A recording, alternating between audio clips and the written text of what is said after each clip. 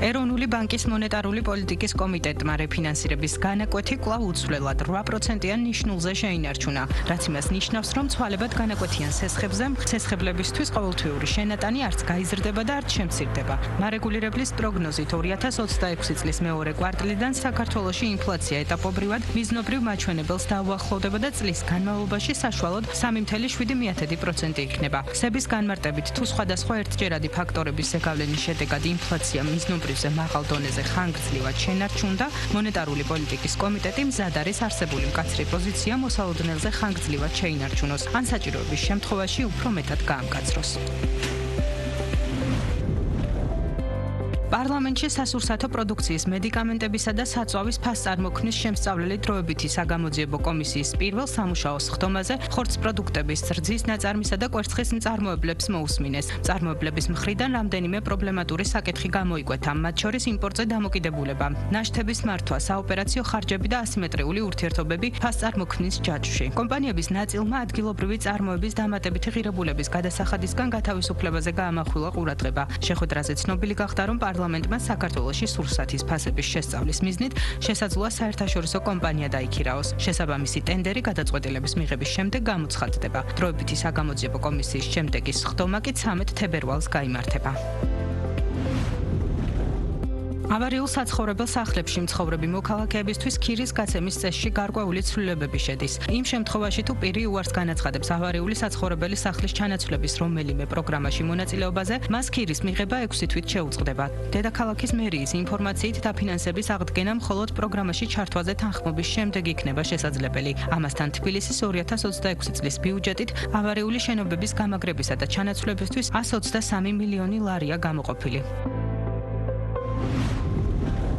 ინტერნეტის ხელმისაწვდომობა და ბაზრის გახსნა, ხელოვნური ინტელექტი და მასთან დაკავშირებით რეგულაციების საჭიროება, კიბერუსაფრთხოება. ეს ის ძირითადი საკითხებია, რაზეც საქართველოს მეათე ინტერნეტ მმართველობის ფორუმზე იმსჯელეს. ღონისძიებაზე აღინიშნა, რომ საქართველოს სატელეკომუნიკაციო ბაზარზე რამდენიმე გამოწვევაა, მათ შორის ინფრასტრუქტურის მიმართულებით. ამასთან მაღალმთიან რეგიონებში პრობლემად სახელდება ინტერნეტით დაფარვის ზონები და სიჩქარე. წელს გვაქვს, ასე ვთქვათ, ინფრასტრუქტურული საკითხები მოგვარებად მიდივართ ბოლოსკენ, ოფენდის პროექტი თავდება და ბევრი სიახლეა და გეგმილი ეს ერთი, ყველაზე მთავარი ალბათ შეიძლება გამოიყოს. ასევე ხელოვნური ინტელექტი, რომელიც შემოედა ჩვენ ცხოვრებაში და უკვე საჭირო მისი რაღაც დონის რეგულირება, იმიტომ რომ გახდა უკვე ჩვენი ცხოვრების და ყოველდღიურობის ნაწილი და ეს საკმაოდ მნიშვნელოვანი საკითხია ასევე. საქართველოს უნდა აღნიშნოთ, რომ ინფრასტრუქტურული ხელმისაწვდომობით ჩვენ ძალიან ესე ვთქვათ, ერთ-ერთ მოწინავე პოზიციას ვიკავებთ, მათ შორის ოპტიკური ინტერნეტის დაფარვით გვაქვს ძალიან მაღალი. მეორე კომპონენტი, რომელზეც კომუნიკაციების კომისია მუშაობს, როგორც თქვი, ეს არის ამავე დროს ეკონომიკური ხელმისაწვდომობა და მრავალფეროვნება არჩევანის, ასე რომ ეს მეორე კომპონენტიც მათ შორის არის დახვეწის ეტაპზე. პარიზში ღვინისა და ალკოჰოლიანი სასმელების საერთაშორისო გამოფენაზე Wine Paris ქართული ღვინის მწარმოებელი 30-მდე კომპანიის პროდუქცია ღვინის ეროვნული სააგენტოს მხარდაჭერით იღებს მონაწილეობას. Wine Paris მსოფლიო მასშტაბით ერთ-ერთი ყველაზე მნიშვნელოვანი გამოფენაა ღვინის ინდუსტრიაში, სადაც ტრადიციულად თავს იყრიან ღვინის პროფესიონალები, იმპორტიორები და მედიის წარმომადგენლები. სამდღიან გამოფენაზე მსოფლიოს 60-მდე ქვეყნის ასეულობით მწარმოებლის ალკოჰოლიანი სასმელებია წარმოდგენილი. გამოფენას ტრადიციულად სტუმრობს 50,000-ზე მეტი ვიზიტორი ევროპის და აზიის ქვეყნებიდან, ასევე ამერიკის შეერთებული შტატებიდან და კანადიდან. ჩვენი კომპანიისთვის ეს გამოფენა საკმაოდ პროდუქტიული იყო, შევხვდით ჩვენს პარტნიორებს, ჩვენს მომავალ პოტენციურ პარტნიორებს შევხვდით და იმედი გვაქვს, რომ ეს ურთიერთობები გაგრძელდება მომავალშიც. ვიზიტორები, ვინც კი დააგემოვნა ჩვენი ღვინო, ყველა აღნიშნავს, რომ გამოირჩევა რაღაც განსხვავებულობით და მაღალი ხარისხით. ძალიან მნიშვნელოვანი არის ხარისხი. ხარისხი არის საწინდარი იმისა, რომ შევძლებთ დავუმკვიდროთ თავი მსოფლიო ბაზარზე და გავზარდოთ ჩვენი გაყიდვები.